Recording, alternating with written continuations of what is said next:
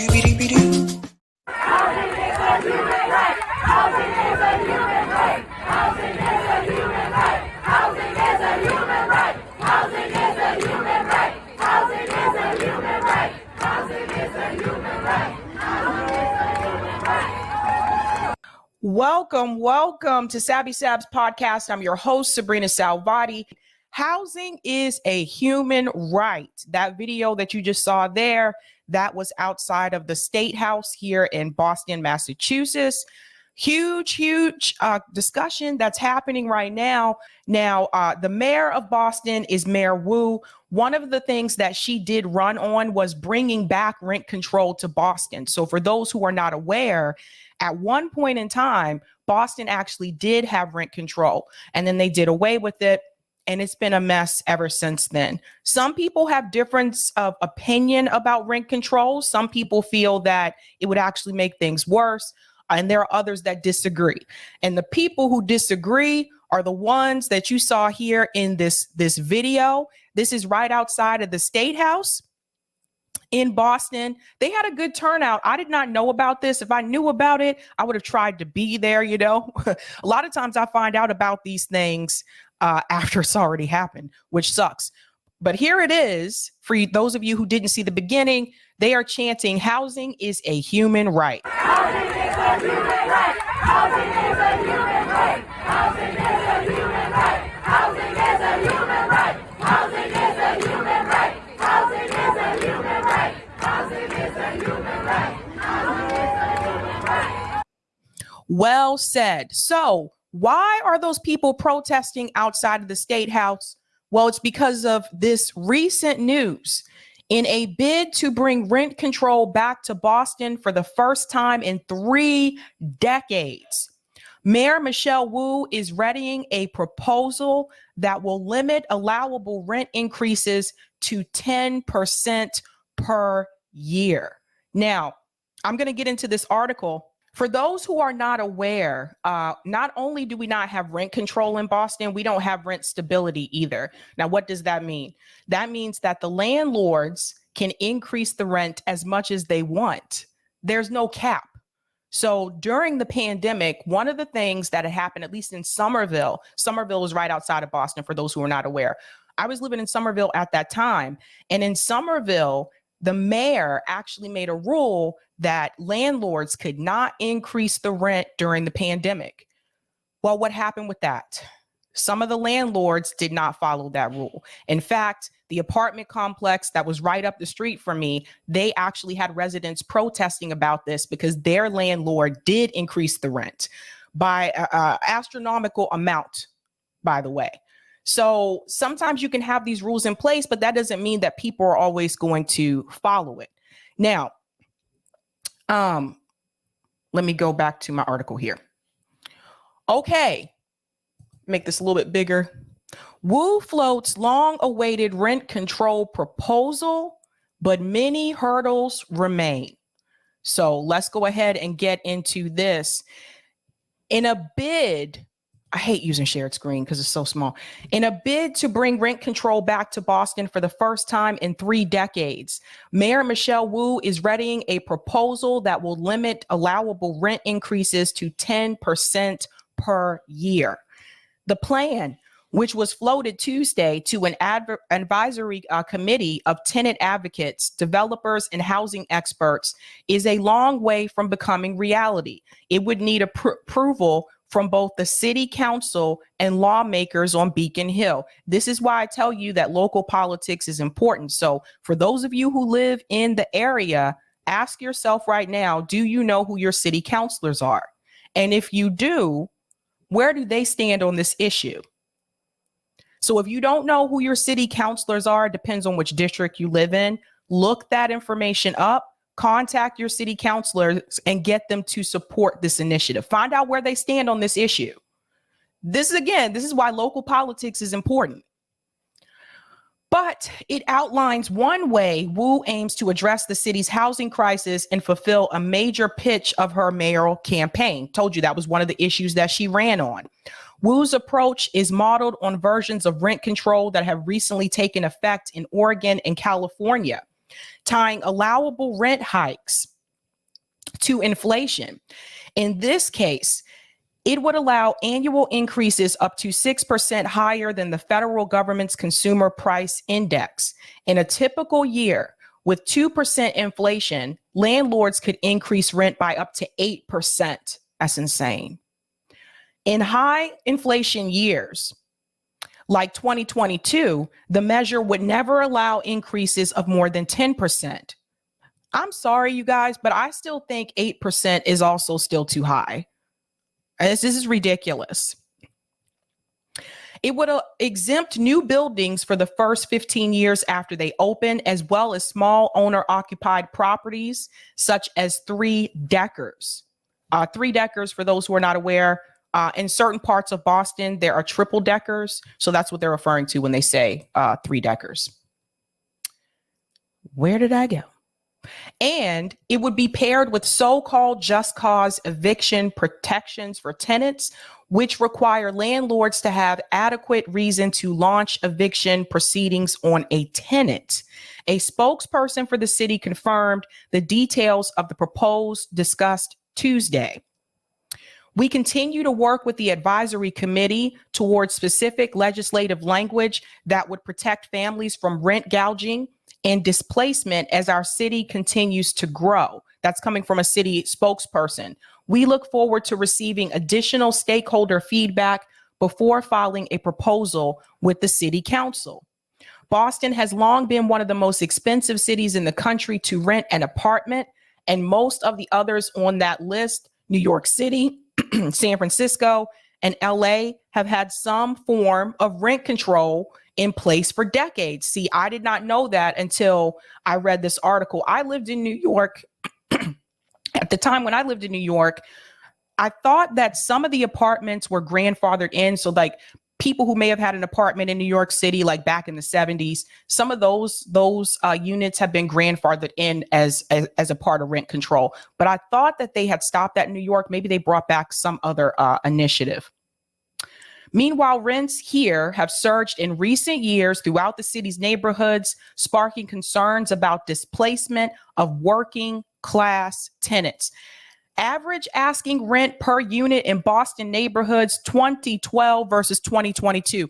So this is huge because I'm glad they use these years because I moved to Boston in 2011. And I remember how much rent was back then. Back then, you could get a one-bedroom apartment in the Allston neighborhood. That's where Boston University is over in that area. And so is Boston College is over in that area as well. You could get a one-bedroom apartment in Allston for like $900. I remember that. Not today. Even in Allston, they have apartments. Again, I just told you there's two universities over in that area. They have apartments renting for over $2,000 a month. That's ridiculous. So look at this graph here. The Fenway, Mission Hill neighborhoods saw the sharpest uptick in asking rent with 31% increase over the last decade. This is insane. So I love that they mentioned the neighborhoods down here, Back Bay and the South End, downtown, East Boston and Chelsea, Fenway, Mission Hill, Jamaica Plain, Roxbury / Dorchester. There's Somerville, and I can't see that one. Oh, I don't know why they did that. That might be Charlestown. South Boston, Seaport, and Alston Brighton. So look at how it's increased. This is insane, you guys. 30%. Now, if you look at South Boston and Seaport, look at how high the rent has increased in South Boston. Over 30%. It's the highest one up here. So the South Boston that you see in a lot of these movies like The Departed, Good Will Hunting, that South Boston does not exist anymore. South Boston used to be a working class, like Irish American neighborhood. There are still some parts of South Boston that have housing projects on the outskirts, but most of it now has been heavily gentrified. I used to live in South Boston, so I know this from experience. Now, if you go through South Boston, you see nail salons on like every block, juice bars, spin cycle facilities, for those of you who like to get your spin on. things have really, really changed. So if you've never been to Boston, that might be something that you're not aware of. If you watch those movies, you think that's what Southeast still is like today. It is not. It's very much a professional class now because of its proximity to downtown Boston. So you have a lot of people that work in the finance district that live in Southie now. So it has definitely changed. It's sad. It's so much has happened. Mari said rent control didn't and hasn't gone well in San Francisco. That's interesting. Yeah, I want to hear from you guys, those of you that have it in your cities, because like I said, some people have said that this will actually make things worse. So, let me know. But this increase is absolutely ridiculous. Now, Alston is a little bit lower here, but still it has gone over, excuse me, I got a call. Still, it has gone over 20%. And again, you have colleges over in that neighborhood. Roxbury, Dorchester. There's parts of Dorchester that are working class African American. And then there's another part of Dorchester that was working class Irish American that lived in that neighborhood. Dorchester is also experiencing gentrification, $2,574 for rent. South Boston going from 3,000. This is crazy. Jesus. 3,344 increase 23%. This is insane. This should never have happened. But this is what happened after they got rid of rent control. So these rents are just astronomical. Insane. There's so much gentrification that has been going on. And this is why I talk about this a lot, about gentrification, because the professionals will move into those neighborhoods and it increased the rent. Harvard Square has this problem as well. And Harvard Square's issue with this is the fact about the law school. So for them, it's not so much the professionals moving in. The law students drive up the rents in Harvard Square. So the landlords know that the law students are going to pay it. So they just continue to increase the rent. So it's really sad. Let's go on in this article here. Rent control, Wu has said, is one crucial step in addressing the region's housing crisis, but getting it done will be a challenge. Massachusetts voters in 1994 banned rent control across the state. At the time, it was in place only in Boston, Cambridge, and Brookline, meaning any proposal in Boston would require not just the city council, but also Beacon Hill to sign off. That's far from certain, as the legislature has been deeply skeptical of the policy in the past, and was former Governor Charlie Baker a Republican. Newly elected Democratic Governor Maura Healey has been non-committal, but signaled during her campaign that she may be open to allowing cities and towns to pursue their own versions of rent control. So I want to mention something here about our former mayor, Marty Walsh, was against rent control. In his debate with Tito Jackson, he said that rent control will not work in Boston. We're too far gone. You can't bring it back now. So that wasn't something that he ran on, but it is something that Mayor Wu, I can't talk today, that Mayor Wu did run on. So people are kind of like trying to hold their feet to the fire about this. Like, remember that campaign promise that you had?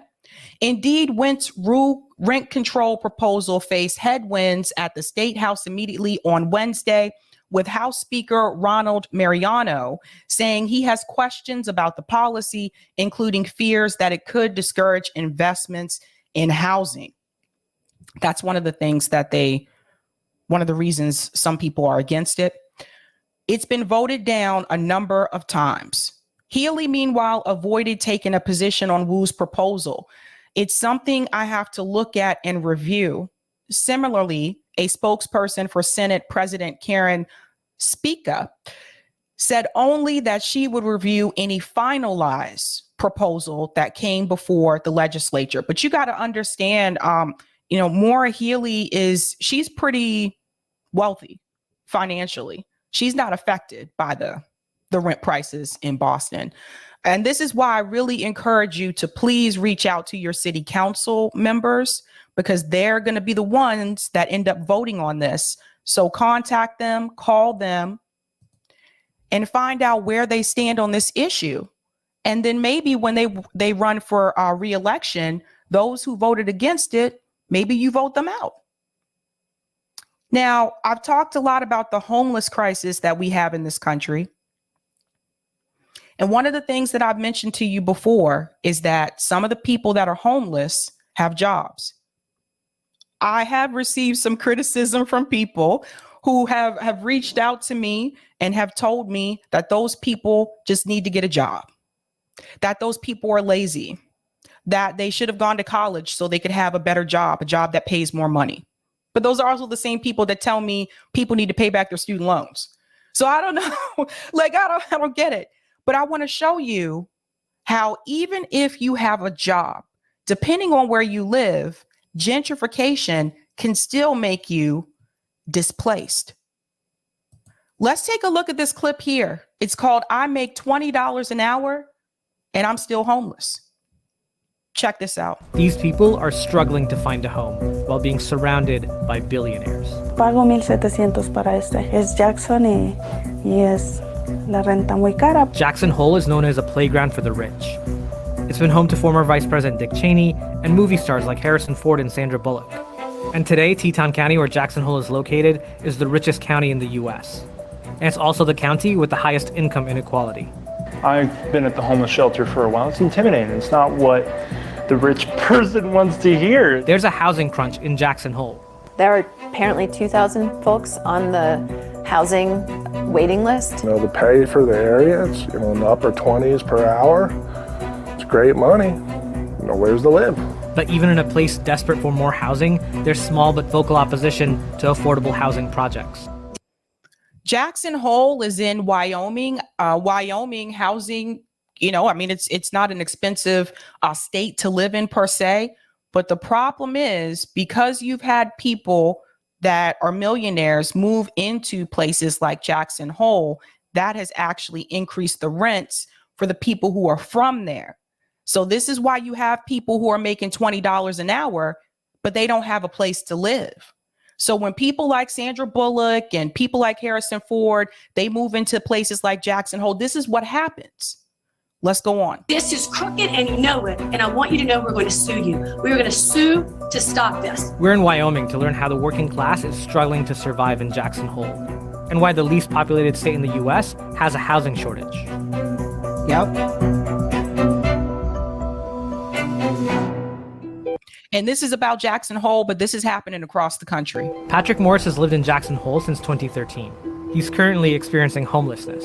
There is a daily fee to stay here. Currently, it's $15 a day. Patrick is staying at the Good Samaritan Mission, the only shelter for the unhoused in all of Teton County. Currently, Patrick is also working as its culinary director. Serve probably 15 to 20 people a night, you know, 7 nights a week. There's times where I serve 40 people a night. Patrick says he's been through what he calls the Jackson Shuffle. Between 2013 to present day, I've probably lived in about 15 different places in Jackson. And for most Jackson residents, that much moving isn't uncommon. Yeah, rent gets raised, you know, 1,000% with no notice, and you can't afford it. There's no regulations here in Jackson. Like many workers in Jackson, Patrick's previous housing was tied to his employment. Companies have started providing housing for employees because they know rent is so expensive. Jesus. But that quickly became a problem because when Patrick wanted to quit, he became homeless too. Getting overworked, and they wouldn't promote somebody else to take off some of the, you know, work that they were putting on me. I was working 70 hours a week, not getting paid overtime. So I told them, I said, look, it's not working out. I'm getting overworked. And they said, well, you can't stay in the employee housing if you don't work the hours we tell you to work. And 70 hours a week and not getting paid for overtime. That's another thing that's been happening in a predatory system. You have people working over 60 hours a week, and there are these companies that are like, yeah, we're not going to pay you overtime. You just got to work the job. And they basically made me homeless. So he came here to the Good Samaritan Mission. about 40 some beds or say. There's 5 female dorms upstairs, and then the rest are men's dorms. Currently, the Good Samaritan only has space for single men and women. Right now, unhoused families have no shelter in all of Teton County. The Good Samaritan is a working shelter, which means that everyone who stays here long term has to work full time. But that's not difficult. There's no shortage of jobs in Jackson Hole, and wages here start at $20 an hour. But in Jackson, the wages start at $20 an hour. Did you guys hear that? Jeez. wealth inequality is so vast that $20 an hour is not a livable wage. So how was it that this mountain town became home to the ultra-wealthy in the first place? This land was originally home to the Eastern Shoshone and Shoshone-Bannock tribes. With the rise of the fur trade in the 1800s, the two tribes were pushed onto smaller reservations, and white settlers started building homesteads. When Teton County was formed in 1921, 30 years after Wyoming became a state, it was actually too sparsely populated and the land deemed not valuable enough for it to meet county requirements. But then in the 1950s, Jackson got its own commercial airport, and a decade later, it got a ski resort. That, combined with the expansion of the Grand Teton and Yellowstone National Parks, brought a lot of tourists. The ski resorts will really jack up the rent. These ski towns. But those visits to this majestic natural beauty then led to permanent residency for the American wealthy for I'm sorry, what Eric said here, this is a good point. Stolen land. Yes, because the Native Americans, it was their land and they were pushed out. So the gentrification actually started back then, if you think about it. Two reasons: taxes and technology. There's no other way to say this. Jackson Hole, Wyoming is a tax shelter. The state collects no income tax or capital gains tax, there's no tax on corporations, and the current sales tax is 6%. The valley has attracted many investment bankers from New York and other states to relocate and enjoy the outdoors. The second big reason Jackson Hole became wealthy is because of technology. Bankers were telecommuting and taking conference calls from the ski slopes here even before the pandemic. And now as work-from-home policies at many companies have expanded, it's caused even more people to relocate to Jackson Hole. Today, Teton County has the highest concentration of wealth per household by a large margin, nearly $100,000 more than the next county on the list. So he mentioned in investors moving from places like New York City to Jackson Hole. When people tell me, why don't all of us leave these cities and move to some of these rural towns and like start over there? The problem that you're going to run into with that is something like this. Once you start to get an influx of people coming, especially people that have money, once you start to get that influx to come into some of those smaller, like rural communities, guess what's going to happen? The rent is going to increase for the residents, the people who were born there, the people who grew up there. It's just going to follow you. Like this is that solution idea. It might be a good solution for the person who moves there, but then the people who grew up there are affected. So you have to actually change the entire predatory system. But that wealth isn't distributed equally, especially when it comes to Jackson's immigrant population. Esta es mi cocina. Es muy pequeña, pero es suficiente para dos personas como mi pequeño hijo y yo. Tom repeated, they don't. Ligia Galeano is a single mom who lives in Jackson with her 8-year-old son, Damian. She came from El Salvador 6 years ago to be with her son's father, but they're no longer together. Acá tenemos un pequeño televisor donde nosotros compartimos momentos mirando películas o programas divertidos. It's not a large place, but Ligia says she's very grateful for it and her current landlord, because she didn't always have a place to stay. Estuve buscando vivienda por un año. Viví en la sala de las casas de algunas amistades, viví en un cuarto no confortable, viví algo muy desagradable. En algún momento pensé en que tenía que vivir en mi carro por unos días porque yo no sabía dónde iba a estar. According to recent figures, Jackson is more than 20% Latino. Ligia says the housing situation is much harder for Latinos because the majority of them are undocumented, and because many don't have savings. Es muy difícil porque tenemos que ahorrar por lo menos $7,000 para agarrar un lugar donde vivir, porque tenemos que dar el depósito el primer mes, el último mes, y no estamos hablando de $1,000, estamos hablando de más de $1,000, entonces es algo muy alto en costo para la vivienda. Currently, Ligia works at a party rental store. Leah has working papers, but that means it's hard for her to leave Wyoming. Tengo que hacer un trámite muy grande para hacerle saber a la corte que yo estoy moviéndome del lugar y explicar por qué razón yo me estoy moviendo a otro lado.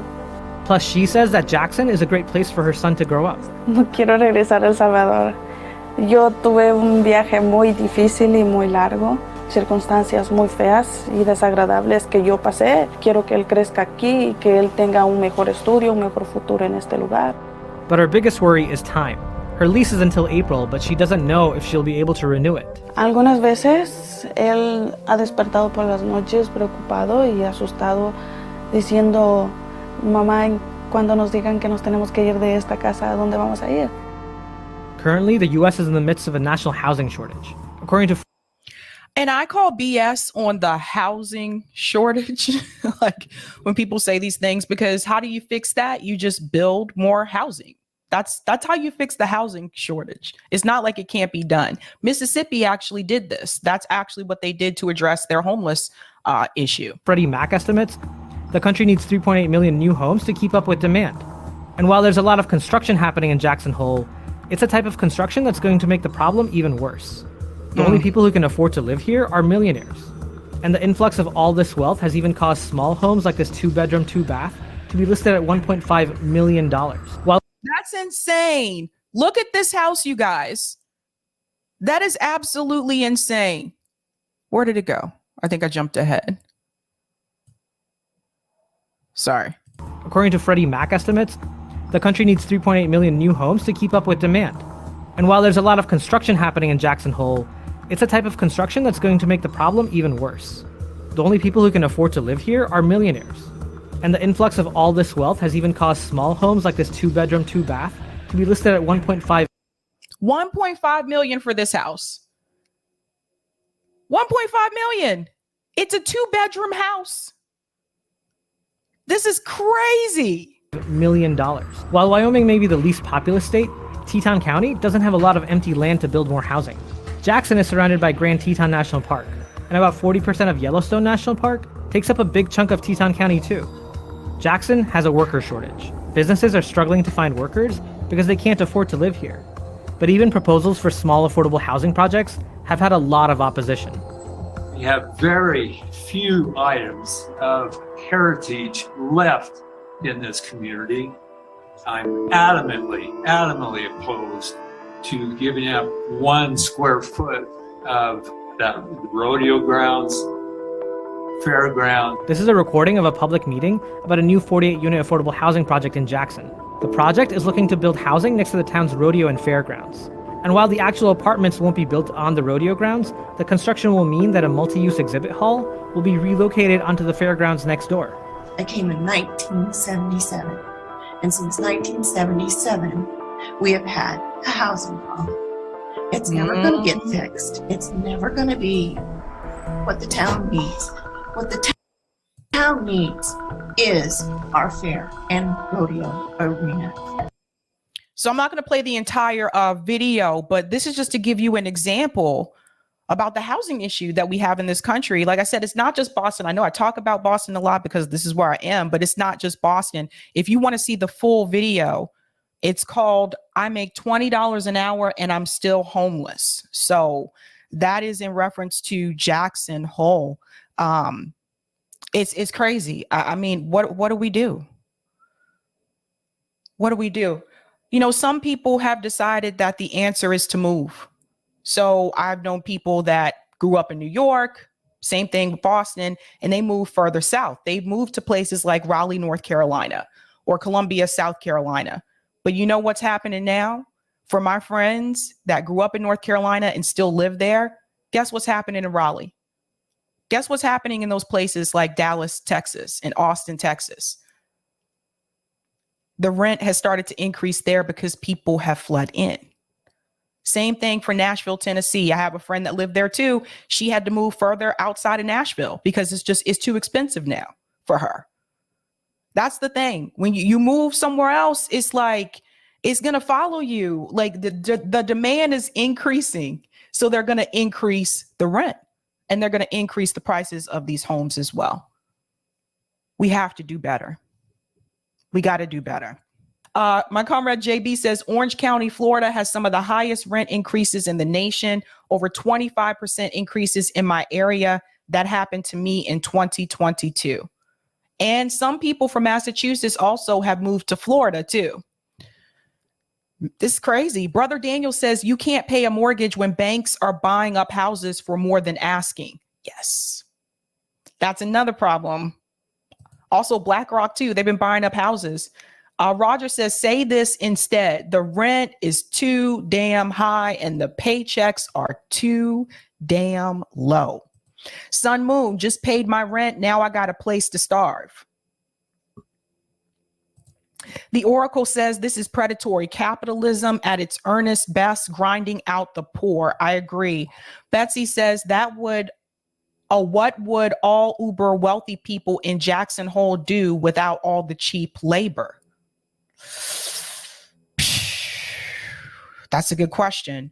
Thank you for the super chat, Delthea. If they don't want housing for working people, then they don't want working people. Let them take out their own trash, raise their own kids, and wait their own tables. All good points. I'll take that comment on Rockfin, Eric. Thank you. Thanks for the tip on Rockfin, Roger. Rent too damn high and check too damn low.